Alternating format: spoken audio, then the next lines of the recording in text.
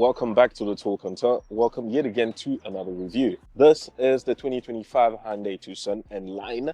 N-Line, you have to remember, because this is not your average Hyundai Tucson. So this is a top derivative of the Hyundai Tucson, and you get three derivatives to choose from in this range. So you have executive, you have premium, and you have this N-Line, which tops up everything. This new Hyundai Tucson N-Line starts around 560,000 Rand. It goes around 700 and something for the mid-spec, and for this top derivative, you're looking at 860,000 Rand. Well, on the outside, the new Hyundai Tucson N-Line gets quite a lot more quirks and feature than you get in the entry level.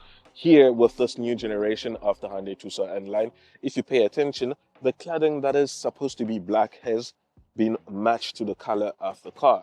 You also get specific 19-inch alloy wheels, which rides pretty well and do look quite the part. And if we move up front, you're gonna notice that the new Hyundai Tucson N-Line has had a little bit of a refreshed front end if you look at it closely. So up front here, you get a new grille, which has, you know, a little bit of a sparkle to it. Kind of looks like chrome, but it is the dark chrome, my favorite, because it's not too flashy in your face. You get beautifully integrated daytime running light here on the inside. You get the N-Line badge, and you also get a new LED headlight here at the bottom. You get front-facing parking sensors here. Unfortunately, here in this new Hyundai Tucson, you do not get 360-degree park assist. But besides that, you get a beautiful looking front end. While there are many things that I like about this new Hyundai Tucson, there's one thing that I still can't accept about this, you know, whole thing here. So look at it. You're paying 850,000 Rand, or 860,000 Rand, because it's 59,999. Anyways, that's a story for another day. 860,000 Rand.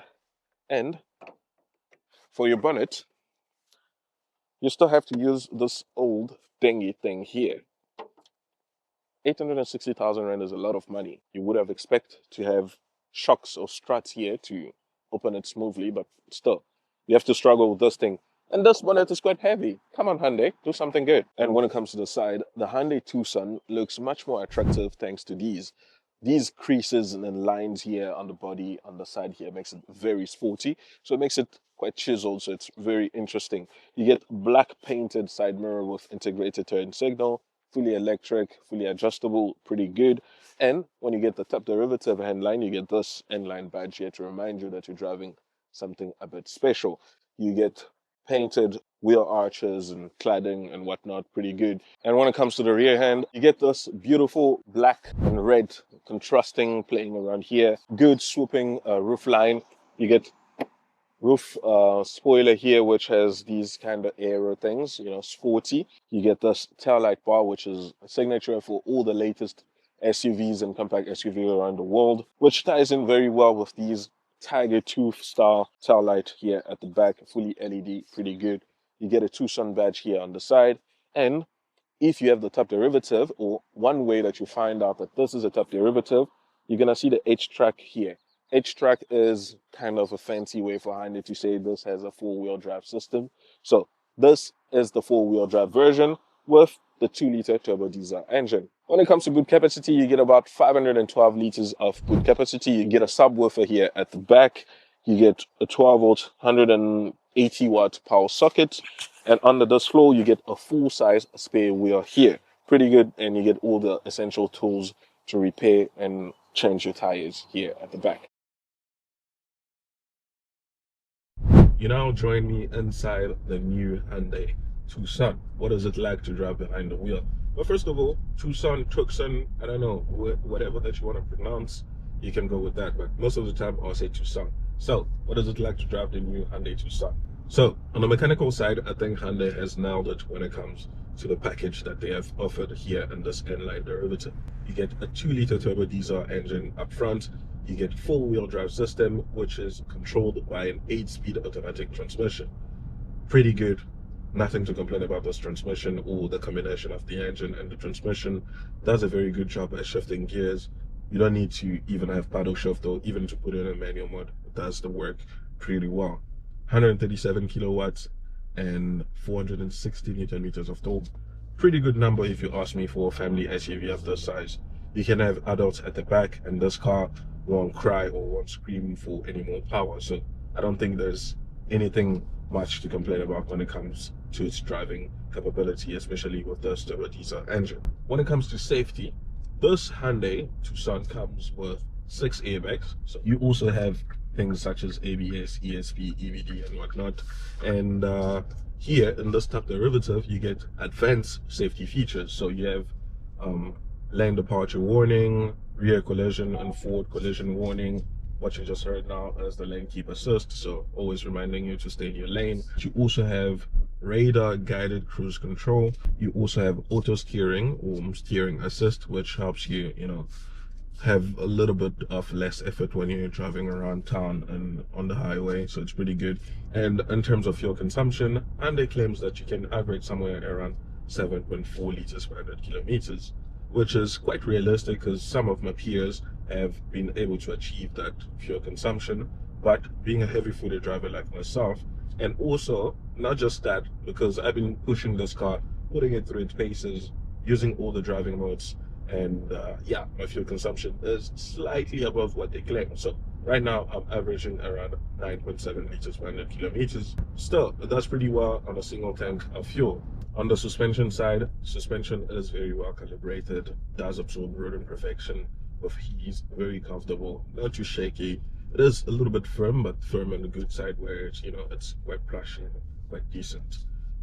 Besides that, nothing much to say about, the suspension. Even when taking corners at speed, it does settle well. It doesn't give you the sense like it's, tipping over. There's not a lot of body roll, barely anything noticeable, so it's pretty good. You join me inside the new Hyundai Tucson N-Line. So, specific to this is that you get this N-Line embossed here at the back. These seats are very comfortable. They feel quite sporty. Two-tone leather trimming. You get leather and suede trim here, which is pretty good. These seats are fully electric for both the driver and the passenger. So you get heated and cooled function. And up front here, you get a leather-wrapped steering wheel, which feels very sporty, very good. Has this new design language from Hyundai. Instead of using the chrome badge of H here on the steering wheel, you have 4 dotted point here on this line here, which says H in Morse code. Up front, you have 2 digital screen, one for the cluster, one for your infotainment, which is compatible with Apple CarPlay and Android Auto wirelessly. Pretty good resolution, pretty good information. Not a lot of customization when it comes to the instrument cluster view, but it is pretty good. You also get a lot of soft touch material throughout the whole cabin. So you get leather here, you get some cloth materials here, which apparently it's recyclable material. And when it comes to tech, the new Hyundai Tucson comes with digital screen and a lot of tech features here. So here in the middle, as you can see, you have Apple CarPlay and Android Auto wirelessly from this touchscreen display. Pretty good resolution. I do like it. And I also like the fact that you get physical control for your infotainment and for your climate control here at the bottom. So you get to adjust a 2-zone climate control here. You get 2 USB ports, which are Type-C, very good. You also get a wireless phone charging pad, and you get this specific N-line shift lever here. If you go to the lower derivative, you're gonna get that ugly rectangle, gear lever. And here you get other buttons for your drive modes. You can change between eco, sport, and normal, and also you get individual mode. And you also have another mode here, which is only specific to this N-Line, since it's a 4-wheel drive. So when you press the terrain mode here, you get to shift between snow, mud, and sand, which allows you to drive with a little bit more traction, a little bit more control of your terrain. And here in the top derivative, you get this panoramic sunroof here, which is pretty good. This addition is only exclusive to the top derivative, but you do not get it in the lowest derivative. While we're here, let me tell you about the rear passenger space. As you can see, I'm jumping very comfortably here in the back seats. So let me sit correctly. This is my current sitting position. As you can see, plenty of knee room here, plenty of headroom, pretty comfortable here. So, like I said, you can accommodate up to 3 adults here at the back, which is pretty good. You can even make them more comfortable by having 2 USB Type-C port here with air vent here at the back. You also get these netting here at the back where you can store some of the things. The seats have the same level of comfort as the front seat, so it's suede and leather. And When you pull this armrest here in the middle, you get 2 cup holders. Pretty good. Sunroof extends all the way here at the back. You also get ISO Charles Fix anchorage point here at the back. Pretty good, I have to say. So it's very comfortable, and yeah, nothing to complain when it comes to being an adult passenger here inside the new Hyundai Tucson. What are my thoughts on this new Hyundai Tucson N-Line? Well, I believe the Hyundai Tucson N-Line is a very good and very attractive SUV. It ticks all the right boxes when it comes to premium SUV. It is good looking, comfortable, packed with decent amount of feature, especially here on this N-Line derivative. My only problem with this is the pricing. Being priced at 860,000 Rand, it is quite a hefty price tag. If you compare it to the rivals such as the Chinese manufacturers with the H6, with what else? Maybe your Tiggo 7 or Tiggo 8 Pro. They have more features, but they come priced at a much more attractive price point. Yes, to get into this range or to get into this new Hyundai Tucson, you're looking at 560,000 Rand for the lowest derivative, which comes with less power and with the 6-speed automatic transmission, which I'm not too sure is as comfortable or as smooth as this one. But you still get the same level of comfort, you still get the same looks, although you get few features, that you get here in the top derivative. So if you want the looks, if you want the style, you can go for, the cheaper 560,000 Rand. But if you want the bells and whistles that you find in the competitors such as the Tiggo 7 Pro, H6, you have to pay quite a lot more. So I think it ticks all the right boxes, but it depends on your wallets now. So if you want to pay up and get all the bells and whistles and get a little more stylish seats and to get much more comfortable seats with cooled and heated function, then you can go for this.